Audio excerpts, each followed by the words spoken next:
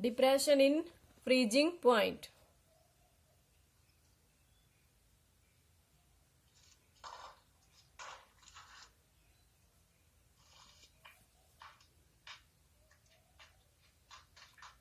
आज हम कर रहे हैं application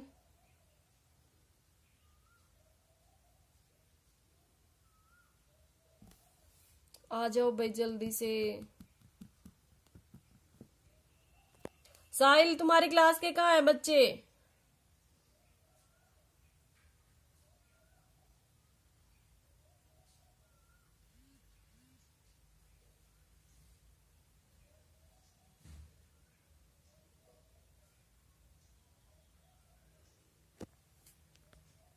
freezing point.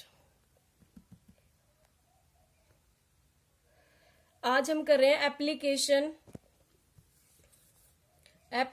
Of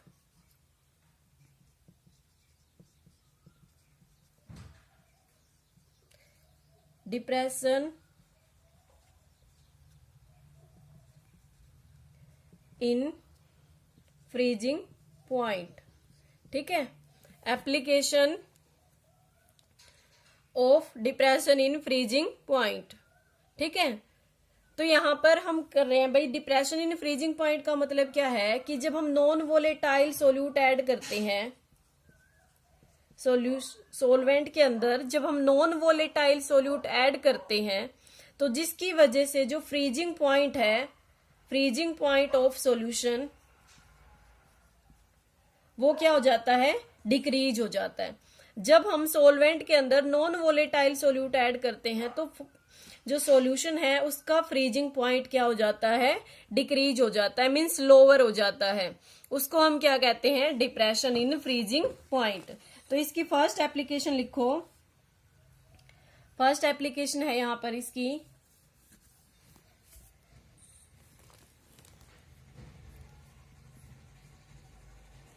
in the melting of ice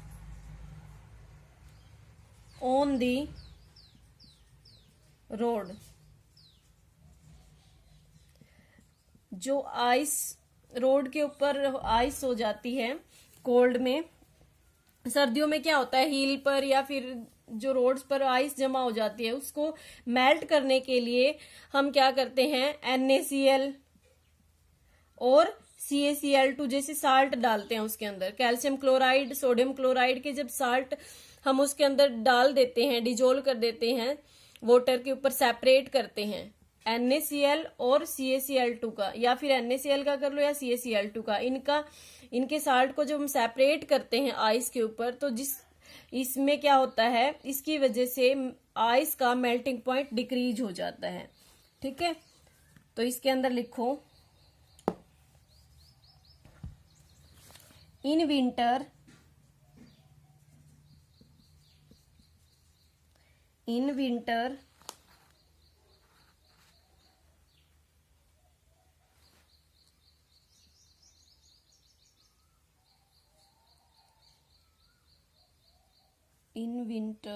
the snow falls heavily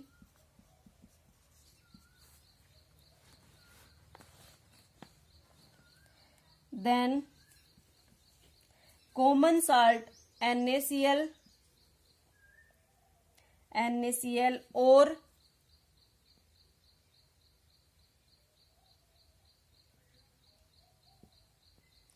CaCl2 is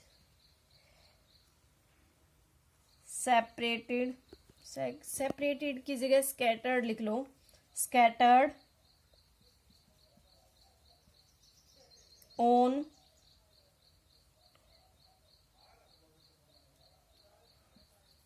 road to melt ice।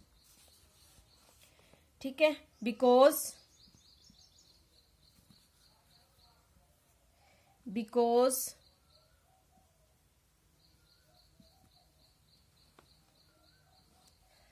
ice salt mixture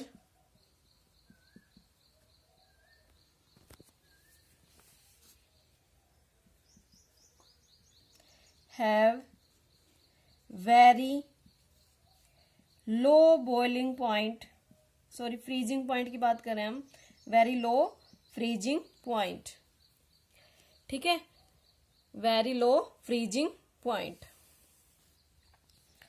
okay.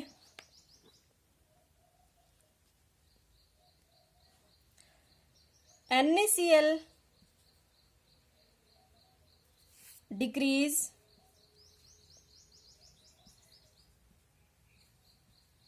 -21 degree Celsius and CaCl2 decrease -55 degree Celsius।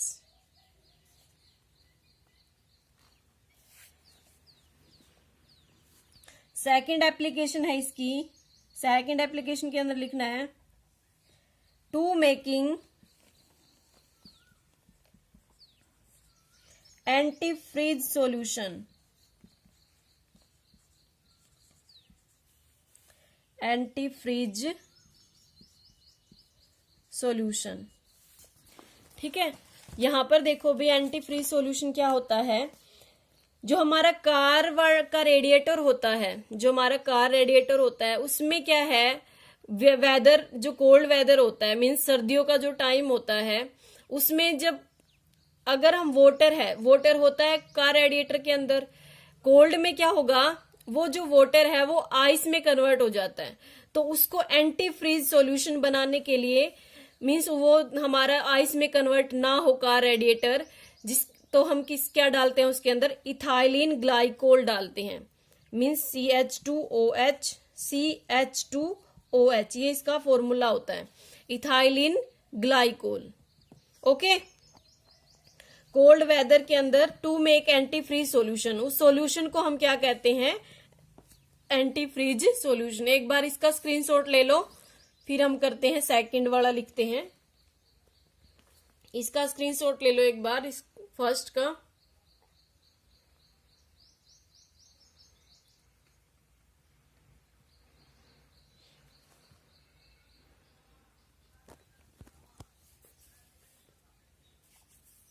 ले लिया,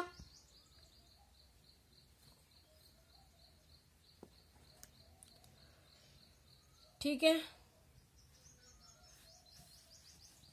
second application लिखो अब,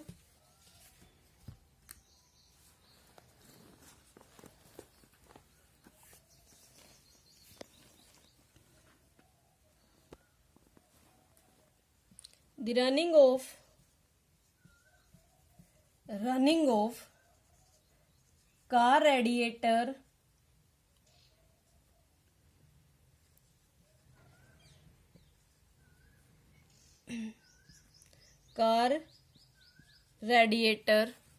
running of car radiator in sub zero weather, sub zero weather का मतलब क्या है, cold weather के अंदर भी कार का जो रेडिएटर है वो रनिंग होता है, मींस मूव इजीली चल सकता है, क्यों, because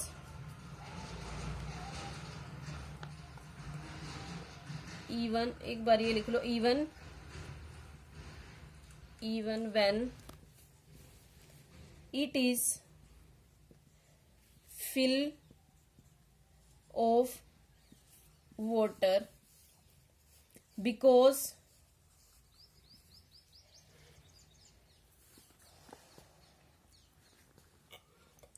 freezing point of water is decreasing by adding non-volatile solute that is ethylene glycol. जो कार रेडिएटर है उसके अंदर हम क्या ऐड कर देते हैं, इथाइलिन ग्लाइकोल ऐड कर देते हैं, जिसकी वजह से वाटर का फ्रीजिंग पॉइंट डिक्रीज हो जाता है। और वाटर का फ्रीजिंग पॉइंट डिक्रीज हो जाएगा तो जब सर्दियों में रूम टेम्परेचर 0 मान लो 0 डिग्री सेल्सियस के ऊपर भी 0 डिग्री सेल्सियस के ऊपर भी वो हमारा फ्रिज नहीं होगा। ठीक है, 0 डिग्री सेल्सियस के ऊपर भी वो फ्रिज नहीं होगा। ठीक है,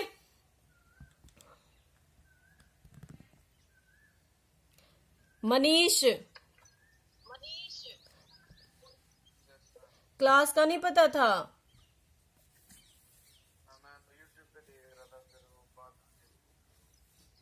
अच्छा, पहले वाली ली थी सारी?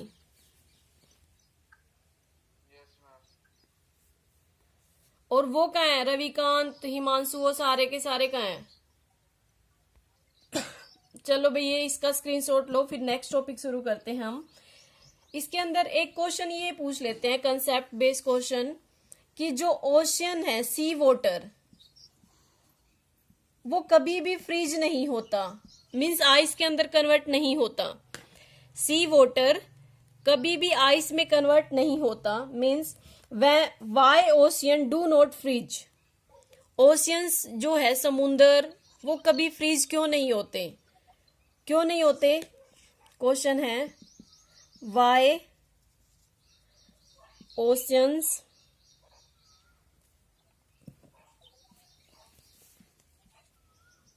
कोई बता सकता है?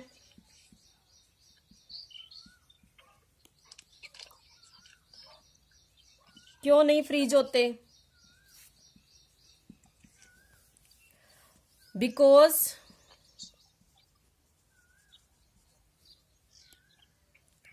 because in oceans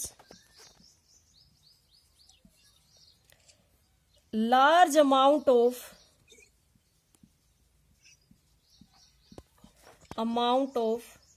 salt are present।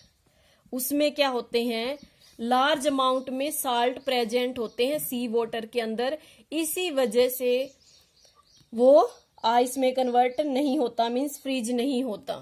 ठीक है, उसकी वजह से क्या हो जाता है, उसका boiling point, freezing point decrease हो जाता है। So freezing point of sea water is decrease. ठीक है, जो फ्रीजिंग पॉइंट है सी वाटर का वो डिक्रीज हो जाता है। क्यों? क्योंकि उसके अंदर क्या होते हैं, लार्ज अमाउंट में साल्ट प्रेजेंट होते हैं। ठीक है, तो ये तो थी भाई हमारी दो एप्लीकेशन, एक पहले की एप्लीकेशन, एक ये application, application of depression in freezing point. इससे पहले वाली एप्लीकेशन क्या थी, उसके अंदर था कि जो हमारे मेल्ट रोड पर आइस हो जाती है, जमा हो जाते हैं, उसको हम कैसे मेल्ट करते हैं। तो NaCl या फिर CaCl2 का साल्ट उसके ऊपर सेपरेट करके स्कैटर्ड किया जाता है, मीन्स पूरे के ऊपर फैलाया जाता है, जिससे क्या हो जाता है, उसका फ्रीजिंग पॉइंट डिक्रीज हो जाता है और हमारी आइस मेल्ट हो जाती है। ठीक है, और ये सेकंड है हमारा कार रेडिएटर के अंदर। जो कार रेडिएटर है वो उसका जो उसके में वाटर होता है, उसके जो वाटर का फ्रीजिंग पॉइंट है उसको भी हम क्या करते हैं, डिक्रीज कर देते हैं बाय एडिंग इथाइलिन ग्लाइकोल। ठीक है, 1 मार्क्स में पूछ लेते हैं ये कि क्या ऐड करते हैं इसके अंदर। इसके अंदर ऐड करते हैं इथाइलिन ग्लाइकोल, और melt on ice on road पर हम करते हैं CaCl2 या फिर NaCl।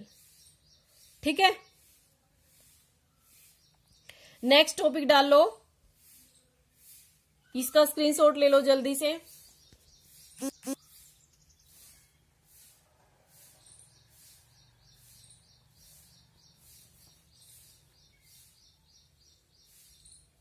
ले लिया?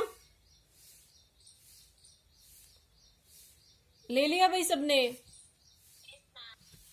नेक्स्ट इंपॉर्टेंट टॉपिक है बिल्कुल ओस्मोटिक प्रेशर, और लास्ट कोलिगेटिव प्रॉपर्टी रह गई है हमारी ओस्मोटिक प्रेशर।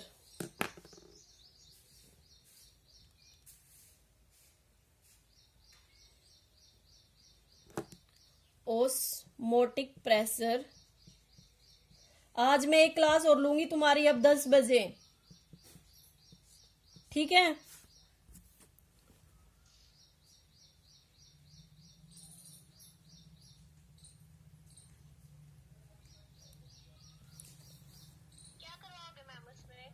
उसमें ये ओस्मोटिक प्रेशर कंप्लीट करवा के कल ये तुम्हारा चैप्टर कंप्लीट हो जाएगा, सेकंड चैप्टर। फिर परसों हम पॉलीमर वाला चैप्टर शुरू करेंगे।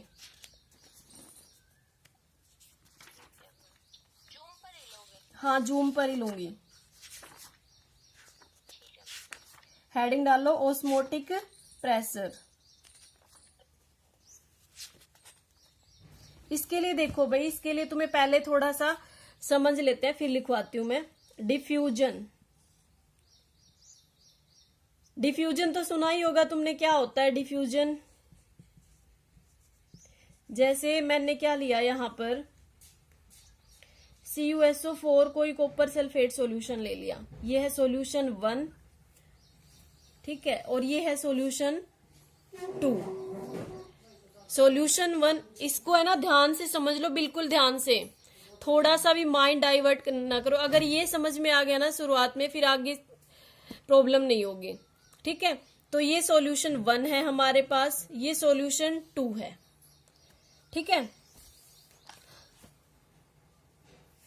तो जो सॉल्यूशन 1 और 2 है, इसके अंदर क्या करना है हमें,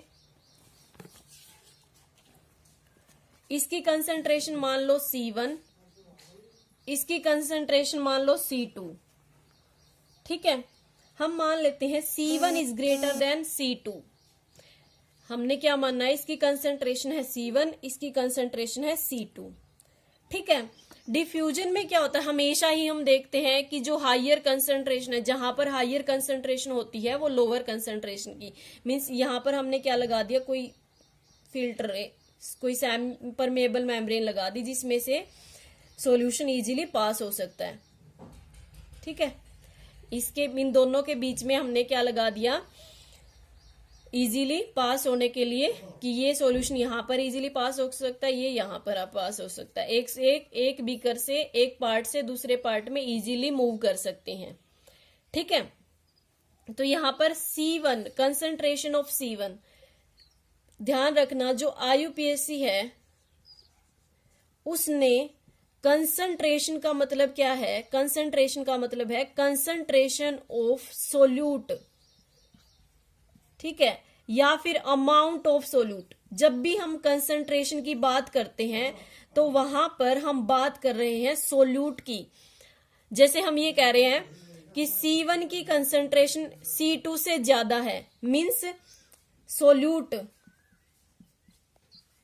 C1, यहां पर जो अमाउंट ऑफ सोल्यूट है, कंसंट्रेशन ऑफ सोल्यूट C1 के अंदर ज्यादा है C2 से, ठीक है। तो सॉल्यूशन, कंसंट्रेशन ऑफ सॉल्यूशन का मतलब क्या होता है, कंसंट्रेशन ऑफ सोल्यूट, ठीक है। अब यहां पर सोल्यूट भी मूव कर सकता है, सोलवेंट भी मूव कर सकता है। C1 is greater than C2, जो सोल्यूट है, सोल्यूट की कंसंट्रेशन यहां ज्यादा है 1 में, 2 में कम है, तो सोल्यूट के पार्टिकल कहां मूव करेंगे, 1 से 2, है ना। सोल्यूट पार्टिकल तो 1 to 2 मूव करेंगे ना, समझ में आ रहा है भाई। रिप्लाई करो, ये बात समझ में आ गई एक बार। यहां पर मैंने तुम्हें ये कहा है शुरू में कि हमारे पास क्या है, 2 सॉल्यूशन है, सॉल्यूशन 1, सॉल्यूशन 2, ठीक है। एक ही तरह के सॉल्यूशन है दोनों ही, और मैंने कहा C1 ये 1 है, ये 2 है, इसमें C1 कंसंट्रेशन है, इसमें C2 कंसंट्रेशन है, और जो C1 है वो C2 से ज्यादा है, ठीक है। और फिर हमने कहा है कि जब भी हम कंसंट्रेशन की बात करते हैं, इसका मतलब क्या है कि हम सोल्यूट की बात कर रहे हैं, ठीक है, तो कंसेंट्रेशन इसमें ज्यादा है, मीन्स सोल्यूट यहां ज्यादा है और यहां कम है, तो सोल्यूट कहां से कहां मूव करेगा, 1 से 2 में मूव करेगा। ठीक है, अगर सोल्यूट इसमें ज्यादा है, अगर 1 में सोल्यूट ज्यादा है तो सोलवेंट क्या होगा, 1 में कम होगा। अगर सोल्यूट इसमें 2 में कम है तो इसमें सोलवेंट ज्यादा होगा, तो सोलवेंट कहां से कहां मूव करेगा, सोलवेंट तो मूव करेगा 2 से 1 के अंदर, और जो सोल्यूट है वो मूव करेगा 1 से 2 में। ठीक है, एक बात ध्यान से देखो, जो सोल्यूट है वो मूव करेगा 1 से 2 में, और जो सोलवेंट है वो मूव करेगा 2 से 1 में, क्योंकि सोल्यूट की कंसेंट्रेशन यहां ज्यादा है इसीलिए वो कम की तरफ जाएगा, और सोलवेंट की कंसेंट्रेशन यहां ज्यादा है इसीलिए वो कम की तरफ जाएगा। ठीक है, ये तो था डिफ्यूजन। और जो ये मूवमेंट है ये कब तक होती है, जब तक दोनों में इक्वल कंसंट्रेशन ना हो जाए, तब तक ये मूव करते रहते हैं। ठीक है, जब तक दोनों पार्ट में, दोनों 1 और 2 में इक्वल कंसंट्रेशन नहीं हो जाती, तब तक ये मूव करते रहते हैं। ठीक है, आ गया समझ, इतना आया भाई समझ, रिप्लाई करो, आ गया क्या समझ।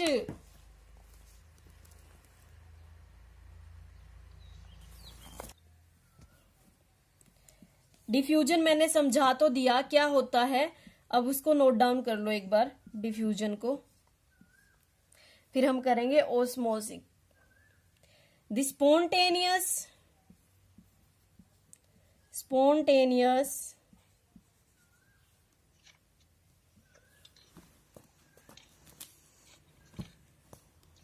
mixing of particle, spontaneous mixing of particle of solute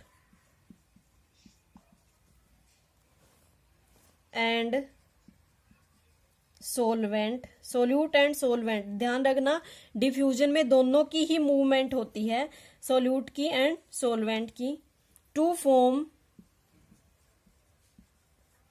A homogeneous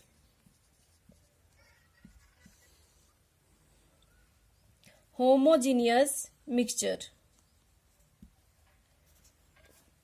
is called diffusion। Next इसकी एक और लिख सकते हो तुम, और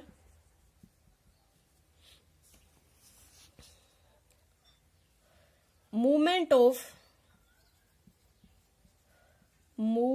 of any substance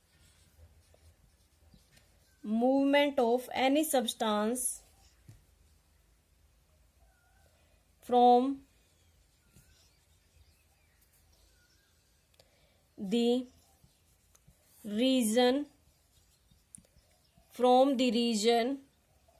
of their higher concentration to lower concentration, higher concentration to lower concentration, higher concentration to lower concentration until means जब तक concentration on both side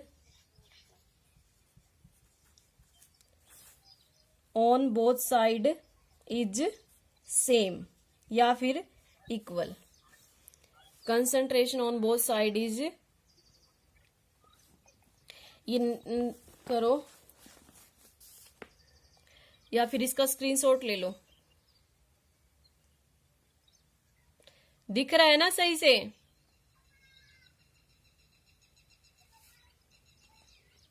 अब है ओस्मोसिस, नेक्स्ट है ओस्मोसिस। ओस्मोसिस। आरओ सुना है तुम? घरों में आरओ होता ही है, घरों जो आरओ होता है उसकी फुल फॉर्म क्या होती है भाई? कोई बच्चा बता सकता है आरओ की फुल फॉर्म? क्योंकि हम पढ़ेंगे इसी टॉपिक के अंदर वो आरओ पढ़ेंगे। जो आरओ होता है हमारे घरों में उसमें क्या प्रिंसिपल होता है वो हम पढ़ेंगे। तो एक बार बता दो आरओ की फुल फॉर्म। यस निखिल। और कोई बच्चा? साहिल यस। Reverse osmosis. आरओ की क्या होती है? Reverse osmosis. तो रिवर्स ऑस्मोसिस पढ़ने से पहले हम पढ़ेंगे ऑस्मोसिस क्या होता है। ठीक है। अब यहां पर देखो इसी तरह हमने क्या ले लिया? सॉल्यूशन ले लिया C1 C2। Solution 1 solution 2 concentration है C1 C2 और सेम ऐसे ही C1 is greater than C2। But यहां पर जो चेंज है वो क्या है? इस मेम्ब्रेन का चेंज है। ये मेम्ब्रेन क्या है? Semi permeable membrane. Semi permeable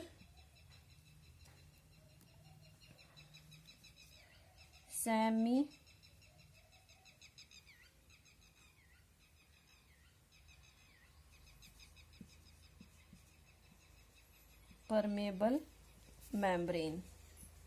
वहां पर थी परमिएबल मेम्ब्रेन, यहां पर क्या है? Semi permeable membrane. मीन्स उसके अंदर से सोल्यूट भी पास हो सकता था, सोलवेंट भी पास हो सकता था। बट इसमें क्या होता है? इसके अंदर सिर्फ ओनली सोलवेंट पार्टिकल पास हो सकते हैं। Solvent particle is pass through it. इसके अंदर सिर्फ सोलवेंट पार्टिकल ही पास हो सकते हैं। बिकॉज सोलवेंट पार्टिकल क्यों पास हो सकते हैं? बिकॉज सोलवेंट पार्टिकल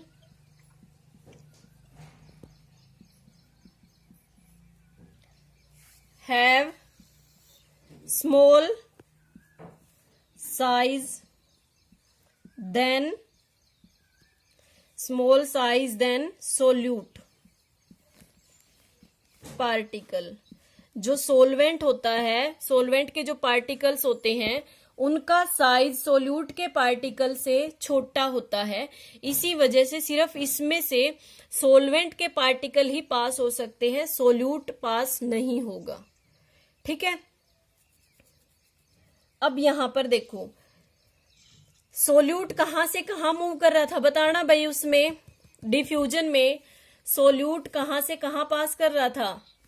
1 से 2 में, क्योंकि कंसंट्रेशन यहां ज्यादा है और कंसंट्रेशन का मतलब क्या था? Solute.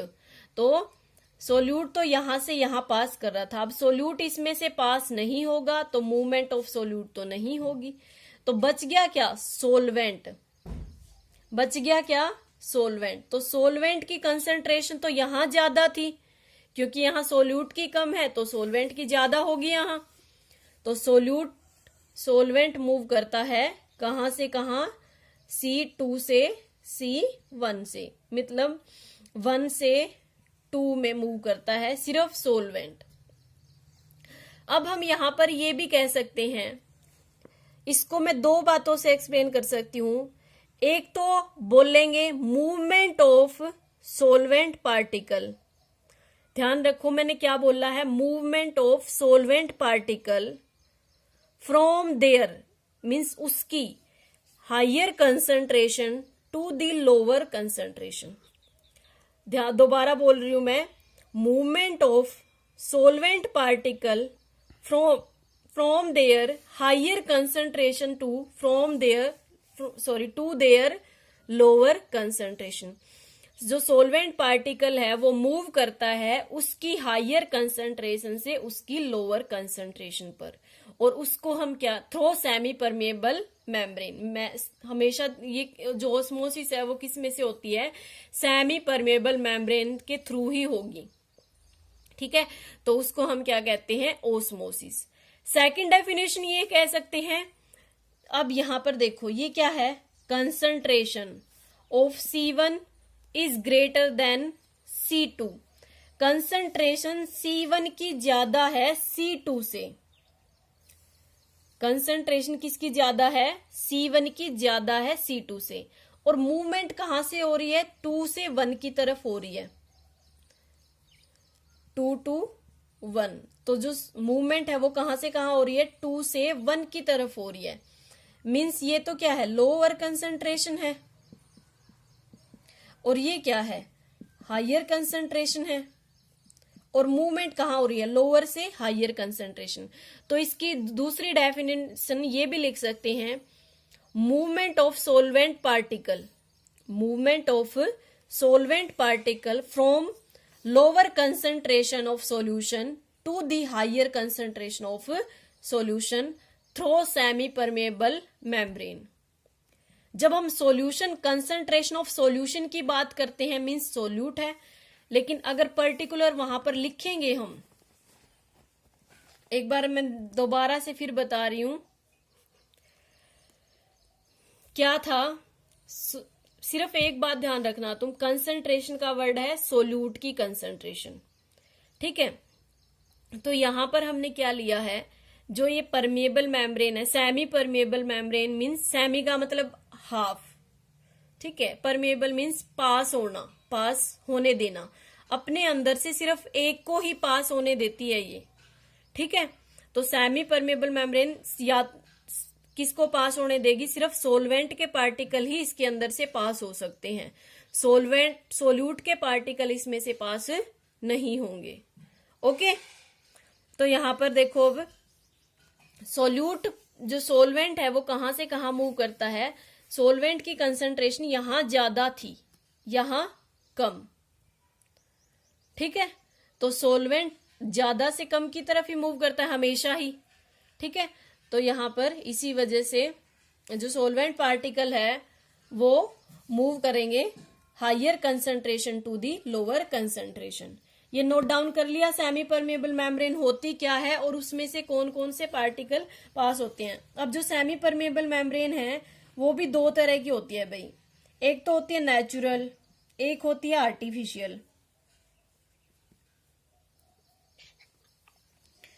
Semi permeable membrane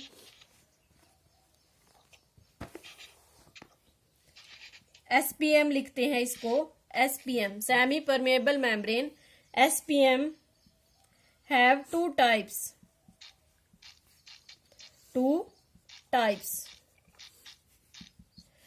12th class 10 बजे दोबारा क्लास है तुम्हारी, ध्यान रखना। 10 o'clock दोबारा से क्लास लूंगी मैं 10 बजे, तो सभी बच्चों को आना है क्लास में, वरना ये इंपॉर्टेंट टॉपिक मिस हो जाएगा। क्योंकि कल क्लास नहीं थी ना, तो इस वजह से मैं आज 2 क्लास ले रही हूं। ठीक है,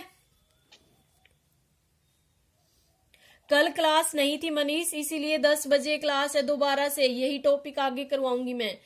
तब तक दूसरे बच्चों को भी इन्फॉर्म कर देना जो नहीं आए थे। Natural,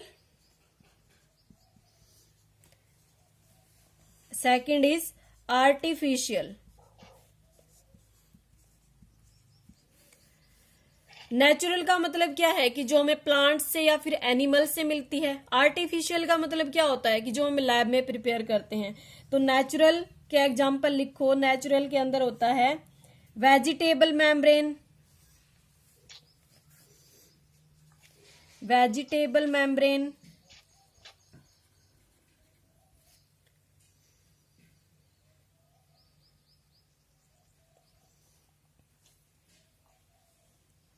animal membrane. ठीक है, वेजिटेबल मेम्ब्रेन और एनिमल मेम्ब्रेन। जो पिग ब्लैडर होता है वो क्या होता है,